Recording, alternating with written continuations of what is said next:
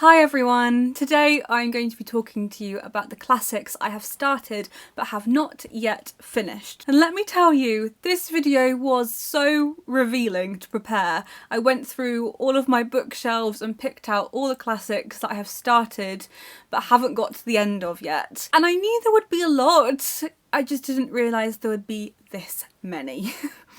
I need to start finishing some books. This is something that is very much linked with my ADHD and the way that my brain works. So I'll get really excited about a book, I'll start reading it, and the trend is I'll get about 100 pages in and then my brain loses focus and goes somewhere else. It gets excited about the next thing. So before I've had the chance to finish the book, I've already moved on to the next one, which means that I might be really loving a book. There's nothing wrong with the books, there's no reason I haven't finished them. It's just my brain skips ahead. It's always working ahead. So I do have a tendency with books, with films, with TV shows, just to finish things right in the middle. Or actually with TV shows, the thing that I do is I will watch all of the episodes and then I'll leave the last episode. And I don't know, I can't work out why I would do it. It doesn't make much logical sense to me, but then my brain doesn't make much logical sense to me. So I think what we're going to do over the next few months is have a little project where I finish the books I have started. So this is something of a TBR, but I mean, TBR means to be read, and this is kind of like an AR, an already reading. So let's get into the books, and hopefully you will tell me in the comments which ones you think that I should prioritise and finish first. So the first book to talk about is the one that I am currently reading, the main book that I haven't yet discarded and forgotten about. I am actively reading it. It's been a month or so since I've last read it, but I still consider that I am reading it at the moment. This is Mary Barton by Elizabeth Gaskell, an author I really love. I love North and South. I've also read Wives and Daughters. I'm a big fan of hers. So this was Elizabeth Gaskell's first novel, which is why I was so interested in reading it. I love reading maybe the first book and the last book by an author and finding out how their voice changed, how they improved as a writer, and how the topics they were talking about changed as their career progressed. And actually Mary Barton is quite typical for Elizabeth Gaskell. I feel like as a debut novel, this is an excellent attempt. I am enjoying this a lot, mainly for its social history. So it is set in Manchester during the 1840s and spans quite a long period of time. The 1840s in the Victorian period is sometimes known as the Hungry 40s. It was a period of social unrest, of famine. It was an incredibly tough period of time to live, and there was also so many changes in the way that people were working too, which impacted on everybody's lives. I'm 8 chapters in at the moment, and I will say that whilst I'm enjoying Elizabeth Gaskell's descriptions and her world building, if you like, even though she is writing about real places and real people, I do think there's a lot of craft that goes into recreating that and bringing somewhere to life. I'm loving those elements. The story for me hasn't quite gripped me in the way I wanted it to. I feel like if I was an editor going through it, I would want there to be a more focused story, because we have a lot of characters at the moment and I'm not quite sure who the main character is supposed to be, which is something that Elizabeth Gaskell herself I'm sure was quite unsure of, because although the book is called Mary Barton, I feel like Mary Barton's father, John Barton, kind of is the main character in this book. He certainly drives the plot forward a little bit more, and there's also a love plot which I think will come into the story a bit more, but so far we haven't seen a lot of that on page. We've just been told about it, but I'm not feeling any of it because we haven't seen any of it. We've just been told about it. So I do hope that,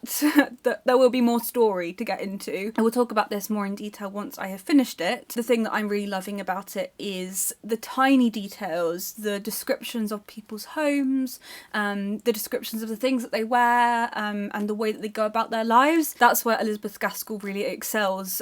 So I'm reading it mainly for that. I'm just hoping there will be a little bit more story soon. The next book is one I'm kind of ashamed of. I mean, when I say kind of, I'm actually really ashamed kind of, because I've wanted to read this for years. I think I started reading it in 2018, and here we are 4 years later, still haven't finished it, even though I'd love to. It's Sense and Sensibility by Jane Austen. I have such a tough time reading Jane Austen's books. I've read so many classics now. Like, I'm not new to reading classics, but there is something about Jane Austen. She takes me ages to read. I will quite often spend a year or more reading her books, and I just can't read them in one go. It's impossible for me. I think it's because Sense and Sensibility naturally isn't going to be my favourite of her books. My favourites, I love Pride and Prejudice and I love Persuasion. I also loved Northanger Abbey, but it was another one that took me ages to read. I haven't read Emma yet, but it's one I'd love to, but I want to read Sense and Sensibility first before I read Emma. I think actually my solution to finishing this is going to be to watch an adaptation of it first, to get the story in my head before I finish it. Sometimes that's the only technique I can use, is to really fall in love with the story and then feel even more enthused to go back to reading the book. I'm sorry, Jane Austen, I love you, I love your writing, I love reading your books, just can never finish them, or it takes me years. Maybe 4th year lucky, maybe I'll finish this before the end of the year, but I have a feeling it will go into the 5th year of reading this book. Another book that I've been reading on and off and have made multiple attempts to read is The Mayor of Casterbridge by Thomas Hardy. This one isn't too bad. I have read the first chapter or 2 chapters about 5 times and I've never got any further, so I haven't got super into this book. I love Thomas Hardy. I've read, I'm not sure, more than 5 of his books now. He's one of my favourite authors and I know I'm going to love The Mayor of Casterbridge. I just can't get in far enough to read it. I want to read this one soon actually, because I recently went to a museum exhibition at one of my local museums where they had the Tess of the D'Urbervilles manuscript on display and also some of Thomas Hardy's other writings. So there's one of his notebooks where he would write down little stories that he'd heard or come across or conversations he'd overheard, and he had a record of them then which he could then use in his stories, which I love seeing written material from my favourite authors. It was so cool, so lovely, and it made me want to go back and read some more Thomas Hardy and continue with my Thomas Hardy reading. So Mayor of Casterbridge I'm sure is next. Maybe I will get further on this time than the first few chapters. This is about a man who sells his wife, and this was a real life story that Thomas Hardy read and turned into The Mayor of Casterbridge. So that's what happens in the first chapter. We meet Michael Henchard and his wife.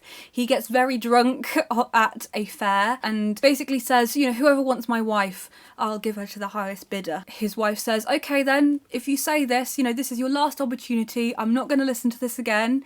If you do this, then I'm going and I'm taking our child, which is what she does. So I love the premise. I just need to find the perfect time to read The Mayor of Casterbridge. Another classics confession now. I also have a really difficult time reading Charles Dickens. I've read Great Expectations, which I love, and I've also read A Christmas Carol quite a few times because I also studied it for university, but try to read any others and I have a really hard time, so Hard Times. Hard Times is my least favourite Charles Dickens book. I don't think I'll ever finish that one because I just do not like it, but I've got 2 that I'm almost 100 pages into both and I've just not finished them. Actually, I'm nearly 200 pages into Oliver Twist. Haven't finished it yet, so I think Oliver Twist will be the next Charles Dickens that I finish, but I have a feeling I'm going to have to start it again because I'm not really sure where I got up to. I'm not really sure where the story was going as I put this down and then never picked it up again. I love Charles Dickens's writing. I get into it and it really gets my brain working. I love thinking about it, and he was such an important Victorian writer. No excuses, I just haven't finished Oliver Twist yet, but I was enjoying it. And the other Charles Dickens that I am reading, I'm 100 pages into this one. This is The Old Curiosity Shop. I liked this one, but it did feel quite long-winded to me. There was parts where I was like, I'm not sure how this is relevant, where it's going, and I did find it kind of confusing. Maybe that was just the time that I was reading it, I don't know. I do have this kind of love-hate relationship with Charles Dickens where I like his books, but he isn't my favourite Victorian writer, and I do get kind of frustrated with his writing sometimes, which I'm just like, get to the point, please, Charles. So I think the plan will be to finish Oliver Twist first, and then maybe restart The Old Curiosity Shop, or I might be able to pick up where I left off. I'm not sure. I think this one will be slightly trickier. I am desperate to finish reading Middlemarch by George Eliot. I think when I finish this book it will be one of my proudest achievements because it's over 1,000 pages, which isn't something that feels easy to me. It is a very overwhelming number of pages that my brain goes, oh no, I can't do this, it's too long, let's run away. But I really have enjoyed the parts of Middlemarch I've read. I've read the first 100 pages twice now because I keep trying to reattempt reading it, but it never quite works. George Eliot is a writer that really tests me. I find her books quite difficult to get into. I find her writing quite challenging to read because classics aren't easy. You are reading words that were written hundreds of years ago, and of course they're going to be different to how your brain naturally works now. I'm not going around listening to 19th century conversation and reading 19th century texts every day. So when I read a classic like Middlemarch, it takes my brain a while to adjust, to kind of slip into it, to a place where it feels more natural. Middlemarch, actually, for me, her writing is perhaps easiest here. I've tried to read some of her other works, like Mill on the Floss, for example, and my brain just clouded over and I couldn't really work out what she was trying to say. So I do feel like Middlemarch actually is a really good place to start, even though it's so long, with George Eliot's writing. But of course you need some kind of reading stamina to keep going with it and to finish the book. I've read the first part of the book where we meet a character called Dorothea Brooke, who I don't think is the most sympathetic of Victorian heroines, but that's what she's supposed to be like. What I love about George Eliot's writing in here is that even though she follows quite a few characters, you can see them as fully rounded human beings with flaws. And there definitely have been points as I've been reading Middlemarch where I'm like, Dorothea, why are you doing that? That is definitely the wrong decision. Do not marry this man.